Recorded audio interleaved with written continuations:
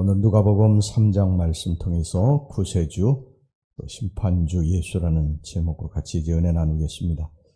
신구약을 통틀어서 최고의 위대한 선지자를 들라면 세례 요한을 들 수가 있습니다. 이는 세례 요한이 메시아 대신 예수님의 길을 예비했기 때문입니다. 그래서 예수님조차도 세례 요한을 가리켜서 여자가 낳은 자 중에 가장 위대한 사람이라고 그렇게 평가하셨습니다. 당시 유대사회는 이 말라기 선지자 이후에 약 400년 동안 선지자가 없었습니다. 그래서 유대인들은 어느 누구 할 것 없이 참 선지자가 다시 자신의 땅에 오기를 손꼽아 기다리고 있었습니다. 왜냐하면 구약 성경은 메시아가 도래하기 이전에 엘리야와 같은 위대한 선지자의 출현을 예고하였기 때문입니다. 그래서 유대인들은 광야에서 외치는 이 세례 요한을 보면서 메시아의 도래를 떠올리게 됐습니다. 혹자는 이 세례 요한의 메시지를 듣고 혹시 그가 메시아가 아닌가 그렇게 착각하는 자들도 있었다고 성경이 말씀하고 있습니다. 오늘 여기 본문의 15절 말씀 보시기 바랍니다. 백성들이 바라고 기다림으로 모든 사람들이 요한을 혹 그리스도신가 심중에 생각하니, 그러나 이 세례 요한은 자신을 낮추고 그리스도를 선포했습니다. 자, 이제 그가 선포한 예수 그리스도가 어떤 분이신가 이 시간에 좀 같이 살펴보도록 하겠습니다. 첫째, 주님은 성령과 불로써 세례를 베푸는 구세주가 되신다고 말씀하고 있습니다. 자, 16절 말씀입니다. 요한이 모든 사람에게 대답하여 이르되 나는 물로 너희에게 세례를 베풀거니와 나보다 능력이 많으신 이가 오시나니 나는 그의 신발끈을 풀기도 감당하지 못하겠노라. 그는 성령과 불로 너희에게 세례를 베푸실 것이요. 당시 이 요한은, 세례 요한은 물로써 세례를 베풀었습니다. 그러나 요한의 물세례라고 하는 것은 회개하는 자가 죄사함을 얻게 된다는 상징적인 의미만 지녔을 뿐 심령을 변화시키거나 회개케 하는 능력은 없었습니다. 그러나 주님으로부터 오는 이 성령의 세례는 완전히 다릅니다. 주님의 성령의 세례는 위로부터 임하는 성령의 강력한 역사로 이루어지는 것이기 때문에 죄인을 변화시키는 강력한 능력을 갖습니다. 이사야서 6장 6절에서부터 7절에 보면 성전의 제단 숯불이 이사야 선지자의 입술을 정결케 했다고 말씀하고 있습니다. 그때의 그 서랍 중에 하나가 부젓가락으로 제단에서 집은 바 핀 숯을 손에 가지고 내게로 날아와서 그것을 내 입술에 대며 이르되 보라 이것이 내 입에 닿았으니 내 악이 제하여졌고 내 죄가 사하여졌느니라 하더라. 이처럼 이 성령의 세례는 불세례입니다. 불세례이기 때문에 우리의 입술을 태워서 정결케 하고 우리 심령에 있는 타락하고 부패한 인간의 죄악을 태워버리는 정결케 하는 능력이 있습니다. 요한의 물세례만 받은 사람은 지속적으로 믿음을 지키지 못해서 다시금 죄 가운데 빠지고요. 그리고 하나님을 떠나게 되지만 성령의 세례를 받은 사람은 다시는 죄 가운데 타락하거나 부패한 삶을 살지 않게 됩니다. 왜냐하면 그 자신의 삶이, 부패한 자신의 삶이 하나님을 기쁘시게 하지 못한다, 하나님께 영광이 되지 못한다 하는 것을 알기 때문에, 물론 이제 살면서 부지불식간에 짓는 죄는 있지만요, 하나님이 기뻐하시지 않는 죄를 의도적으로 짓는 죄는 이제 더 이상 행하지 않습니다. 하나님의 나라라고 하는 것은요, 요한의 물세례만 가지고는 결단코 들어갈 수 없습니다. 물과 성령으로 거듭나야 내가 하나님의 나라에 들어갈 수 있느니라. 성경이 그렇게 말씀하고 있죠. 여기서 물이라고 하는 것은 요한의 물세례를 가리키는 것이고 성령은 불세례를 의미하는 것입니다. 우리가 천국에 들어가려면 죄사함의 표인 물세례도 받아야 되지만 더욱 중요한 것은 우리의 죄를 태우는 성령의 불세례를 반드시 받아야 됩니다. 그래야 거룩하게 되고 죄사함을 받고 천국에 가게 되는 것입니다.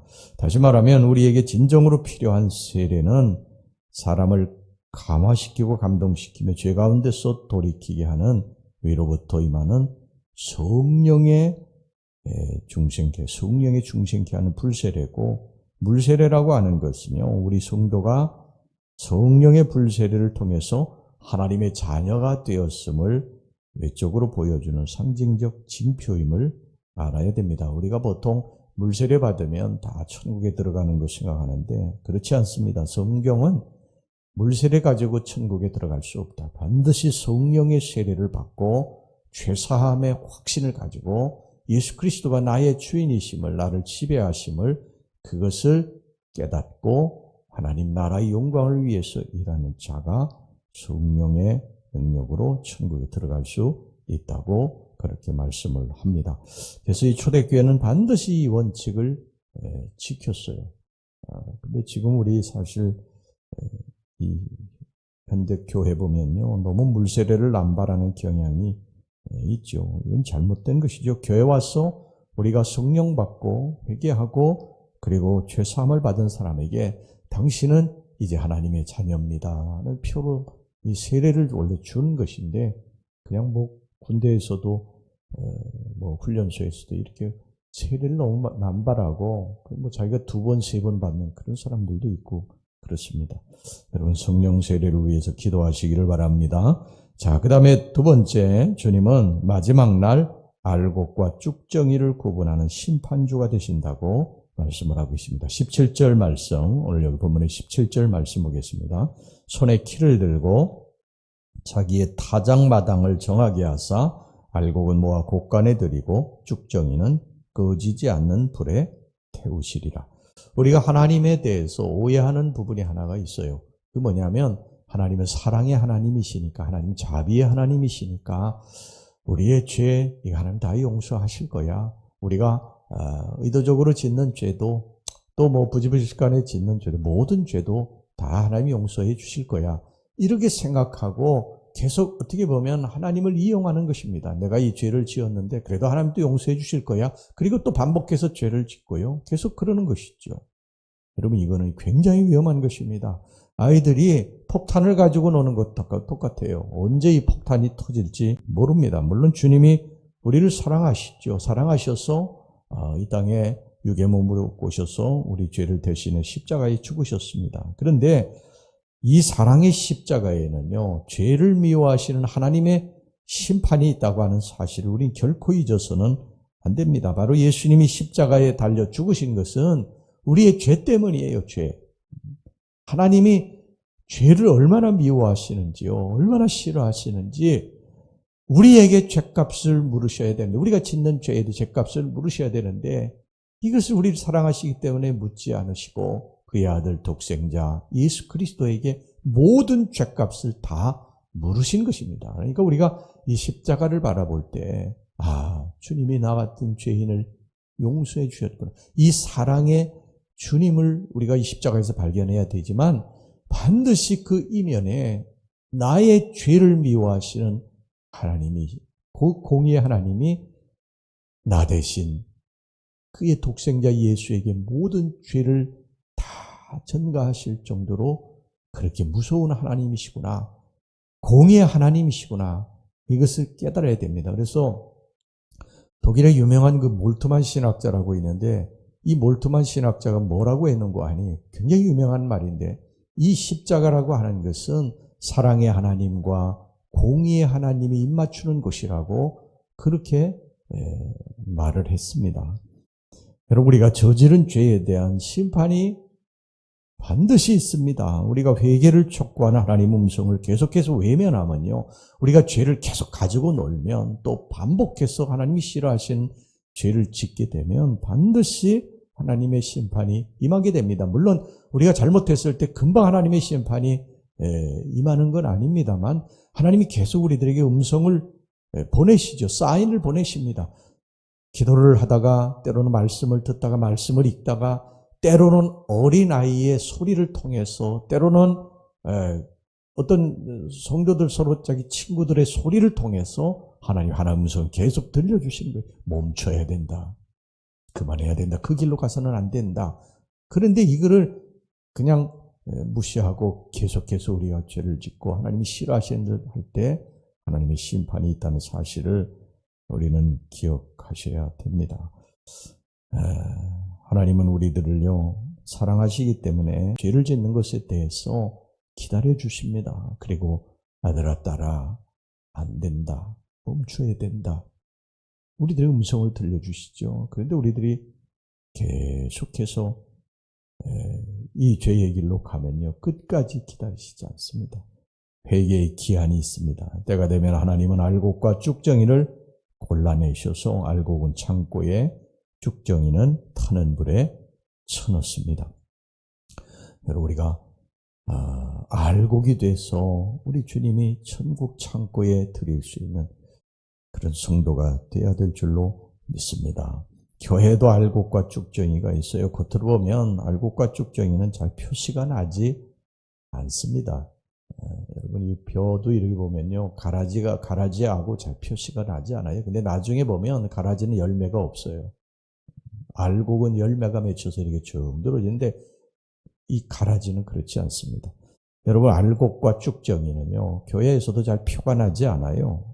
쭉정이 신자도 기도하고 말씀도 읽고 헌금도 하기 때문에 알곡 신자와 별 차이가 없어요. 그런데 쭉정이 신자는요 경건의 모양만 있습니다. 삶이 악합니다. 성전문만 나가면 세상 사람들하고 똑같이 살아요. 똑같이 죄짓고 또 성전 안에 오면 그냥 경건의 모양은 또 갖추고 그러고 평생을 사는 것입니다.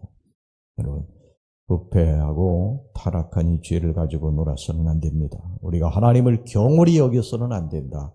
하나님 우리의 삶의 모든 일거수일투족을 다 지켜보고 계신다. 여러분, 다윗이 큰 범죄를 저지르지 않았습니까? 그런데 하나님이 그걸 다 지켜보고 계시지 않았어요? 다윗이 나중에 그걸 깨닫고 막 통곡하고 하나님 앞에 내가 하나님의 눈앞에서 죄를 지었나이다. 은밀하게 지은 죄인 줄 알았다. 하나님의 눈앞에서 죄를 지었나이다. 그러고서 3일 주야를 통곡하고 하나님 앞에 회개하지 않습니까? 여러분, 우리가 죄를 질 수는 있지만 하나님이 싫어하시는 거 알았으면요 다시는 죄를 가지고 놀아서는 안 됩니다. 돌이켜야 됩니다. 그리고 그 죄를 끊어버려야 됩니다. 이것을 항상 기억하시고 우리가 하나님의 눈앞에서 살아간다. 그래서 명심하고 살아가시기를 주의 이름으로 축원합니다. 기도하겠습니다. 하나님 아버지, 우리에게 성령의 세례를 주시옵소서. 우리가 천국에 들어갈 수 있는 것, 물세례만 가지고 들어갈 수 있는 것이 아니라 성령의 불세례가 있어야 천국에 들어간다고 말씀하오니 우리들에게 성령의 기름을 부어주고 성령의 세례를 베풀어 주시어서 하늘문이 열려지고 하늘나라를 우리들이 바라볼 수 있는 눈이 열려지게 주시옵소서. 자비로우신 우리 하나님 아버지, 하나님은 사랑의 하나님이시지만 반드시 우리들의 선악간에 심판을 하신다는 사실을 기억하게 하셔서 우리 하나님의 눈앞에서 살아간다는 사실 명심하고 살게 주시옵소서. 예수님의 이름으로 기도하옵나이다. 아멘.